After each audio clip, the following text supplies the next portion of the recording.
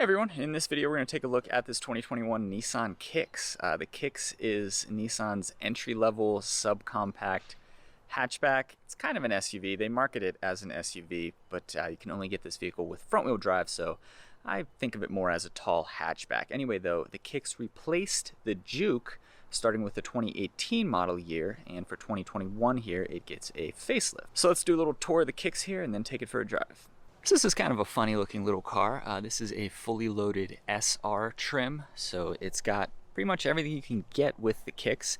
It's got these black wheels. They are 17 inches in diameter. I like this exterior. It's a two-tone blue with a black roof. Around back you can see that the taillights now connect in the middle here. Electronic release to the rear hatch, but there isn't really a handle for you to pull it up with, so that's a little bit awkward. Here in the cargo area you can see it's very upright. There isn't a whole lot to see back here. There is a cover that attaches to the rear hatch, nice floor mat here, and that's really it.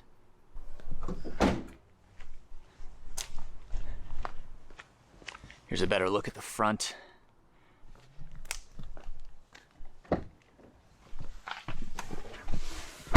So here's a look at the window sticker. This is a 2021 Nissan Kicks SR. It uses a 1.6 liter four-cylinder engine. It makes 122 horsepower and 114 pounds-feet of torque. So not a lot there. That is mated to a continuously variable automatic transmission. As equipped, this fully loaded Kicks comes in at $26,730 when you factor in that $1,150 destination fee. I should mention though that the Kicks starts at around $20,000, so if you're on a budget, you can pick one of these up for closer to $20K. Fuel economy is rated by the EPA at 31 city, 36 highway, and 33 combined. That's what you get for the compromise you make with this little 1.6 liter four-cylinder powertrain.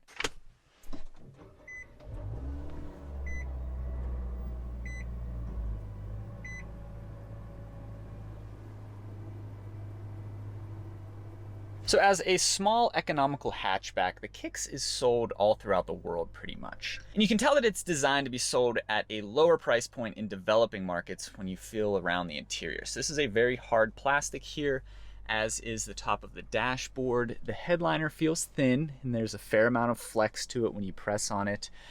So this isn't a luxury car, obviously, and it is designed with cost in mind. That said, this fully loaded SR model does come with a fair amount of features. You get a screen in the gauge cluster there. The speedometer is still of a mechanical design, but this area all over here is a screen. The infotainment system isn't too bad. It's touch screen. It's fairly easy to operate. Switchgear here even feels pretty good. You get heated seats and a heated steering wheel in this fully loaded SR model. Steering wheel itself feels okay. It's a pretty hard plasticky feeling, although I think this one is wrapped in leather. It's just a really cheap plasticky feeling leather. Buttons on the steering wheel though feel pretty good. Down here we've got a USB-C port, a USB-A port, electronic parking brake, and then your start-stop button and your transmission lever. Here's the cup holder, so it's kind of a clever design. We'll take this piece out. You can see it's pretty deep and rectangular, and then you put this divider in, and then you can flip these bits down if you have a shorter drink that you want to hold in there, so that keeps it from getting lost all the way down in here. You can keep it up at a pretty nice height. There's also one of those right there. Center console box is, wow, pretty small. You've got two little areas of storage there. Not that you could really fit much in that thing. One thing to add, I don't usually focus on this, but this vehicle comes with a Bose audio system, again, fully loaded, and the driver's headrest even features speakers. So on either side of the driver's headrest there are these speakers.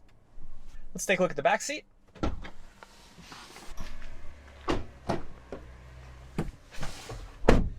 Here in the second row, it's pretty upright. That said, I have plenty of room back here. I'm about 5'10", 5'11". That's where I have the seat when I'm driving. And sitting in the second row, yeah, I've got enough space. There isn't a huge hump here either. This gets a little claustrophobic. The back of the center console is really, really close to the second row seat bottom here, but you could get over that. USB-A ports, 2 of them on the back of the center console there. And then you get a little pocket and grab handles. And then there's an overhead light here.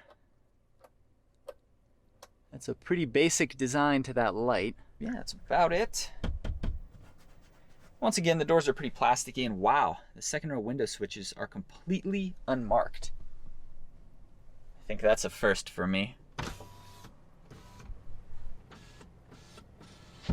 Pretty basic there, you don't get one touch up and down operation.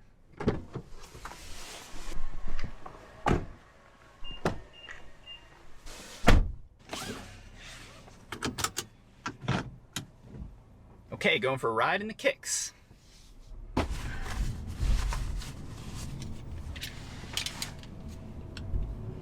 Not that you'd expect it to, but this car really doesn't have a lot of power. It's kind of a basic city commuter. It's not great on the highway. It's not great on roads with high speed limits. It's not great in big, wide open spaces. This is a vehicle that should appeal to people who live in dense urban environments and don't often venture outside of those environments.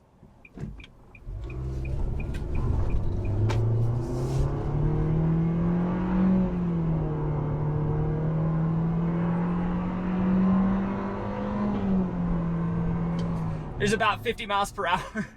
We kind of ran out of road there. 0 to 60 for this thing is quoted in 9.6 seconds. I would have guessed that it was a lot longer than that. Kicks is pretty slow, which is kind of funny because the vehicle it theoretically replaces, the Juke, was available with a rather potent turbocharged 4-cylinder engine and all-wheel drive. With the Kicks here, Nissan has taken a very budget, cost-oriented approach. We'll leave it at that.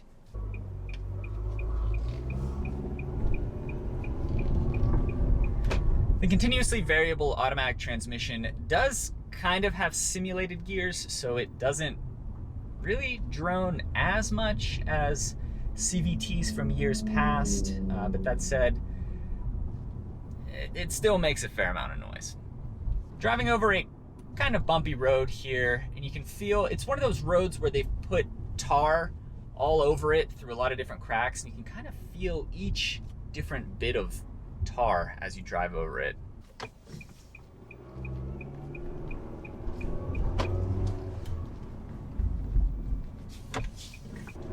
There are loads of active safety features in the Kicks.